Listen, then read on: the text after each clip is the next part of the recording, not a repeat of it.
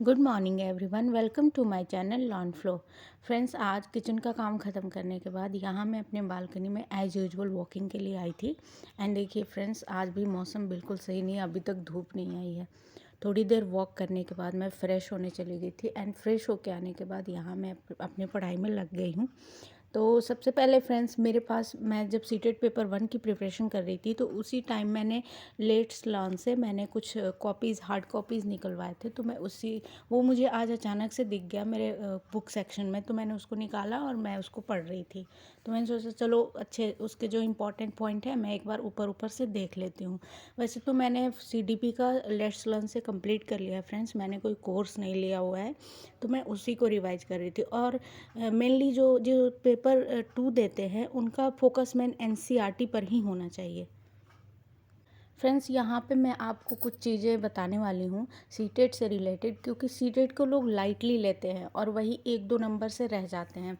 तो यहाँ पे मैं आपको अपना खुद का एक्सपीरियंस सजेस्ट करना चाहूँगी, क्योंकि मैंने जब सीटेट पेपर 1 दिया था तो उस टाइम के क्वेश्चंस और अभी के जो क्वेश्चंस पूछे जा रहे हैं, मैंने पीवाईक्यू देखा है लास्ट 24 का, तो काफ़ी ज़्यादा डिफरेंस है। अब क्या है कि अजर्सन रीजनिंग वाले क्वेश्चन ज़्यादा से ज़्यादा पूछे जा रहे हैं और फैक्ट पूछे जा रहे हैं। मीन्स कि अगर आपने डीपली अच्छे से एनसीईआरटी नहीं पढ़ी है या फिर सीडीपी नहीं पढ़ी है तो आप आंसर नहीं कर पाओगे। आपके सारे स्टेटमेंट क्लियर होने चाहिए तभी आप आंसर कर पाओगे, नहीं तो आपका क्वेश्चन रॉन्ग हो जाएगा। तो फ्रेंड्स, यहाँ पे मैं उसको रिवाइज कर रही थी और आज कल मैं मार्केट गई थी, वहाँ से मैं तो अरिहंत का ही ढूंढ रही थी बट मुझे मार्केट में मिला नहीं। तो मैंने सोचा कि चलो कोई भी ले लेते हैं, उसमें पीवाईक्यू से मुझे मतलब है। तो मैंने पीवाईक्यू का 10 प्रैक्टिस सेट वाला लिया था, जो कि 18 से 24 तक का है, जितने भी सीटेट के एग्ज़ाम हुए हैं पेपर 2 के, तो मैं वही लेके आई और मैं आज वन मॉक स्टार्ट करूँगी फर्स्ट, और आपके साथ अपना मार्क्स भी शेयर करूँगी। तो आप मेरे चैनल में बने रहिए और अगर मेरी आपको वीडियो अच्छी लगती है तो please like and subscribe my channel. थोड़ी देर पढ़ाई करने के बाद मैं अपनी डॉटर को गार्डन में लेके चली गई थी। हल्की हल्की सी धूप आ रही थी फ्रेंड्स, तो मेरे घर के पास में ही पार्क है, तो मैं वहाँ पे उसको लेके चली गई थी थोड़ी देर के लिए, क्योंकि फ्रेंड्स बच्चे भी घर में रह रह के बोर हो जाते हैं और अगर आप एक मदर है ना, तो आपकी रिस्पॉन्सिबिलिटी बच्चे की भी होती है कि बच्चों को भी आप टाइम दो, बच्चों को भी देखो और साथ के साथ पढ़ाई भी करनी होती है। हाँ, थोड़ा टफ होता है, मैं समझ सकती हूँ। आप में से जितने भी मदर एस्पिरेंट होंगे वो मेरे से रिलेट कर पा रहे होंगे कि मैं कैसा फील कर सकती हूँ। एंड फ्रेंड्स, मैं भी समझ सकती हूँ क्योंकि ये सिचुएशन मैं झेल रही हूँ।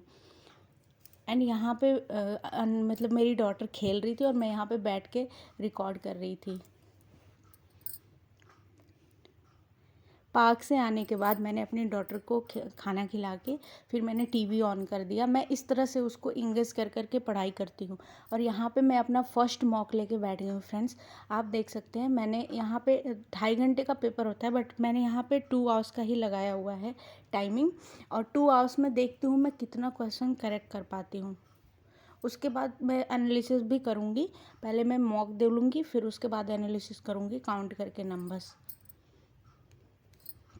हो गया फ्रेंड्स। वैसे सीडीपी एंड जो मेरा सब्जेक्ट है वो तो मेरा बढ़िया है, क्योंकि मैं पढ़ाई कर रही हूँ, बीपीएससी का भी मैं प्रिपरेशन कर रही थी, तो उससे मेरा काफ़ी ज़्यादा हेल्प मिल रहा है। वो मेरे लिए नई चीज़ें नहीं है, मैंने एनसीईआरटी पहले से भी प्रिपेयर कर रखा है, तो मुझे कोई ज़्यादा दिक्कत नहीं हो रही। बट मुझे लैंग्वेज 2 में प्रॉब्लम हो रही है, हिंदी में मुझे प्रॉब्लम हो रही है।